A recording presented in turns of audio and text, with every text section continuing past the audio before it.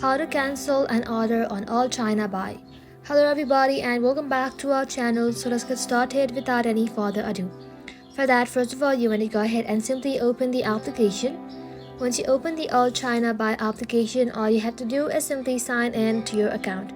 So once you sign into your account, you'll then be able to find this kind of interface in your screen. From your screen, go ahead and tap on Me icon at the bottom right corner. Inside the Me section, you'll then be able to find My Orders section. You want to go ahead and tap on All right over here.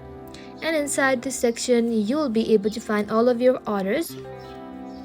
Go ahead and find your orders and then scroll left on the order entry until you see a cancel button. And just like so, tap on cancel to stop the order. If you don't see the button right away, don't panic. Just swipe left on the order to reveal it. And just like that, you can then be able to cancel an order on AllChinaBuy. Thank you all for watching the video till the very end and stay tuned until our next upload.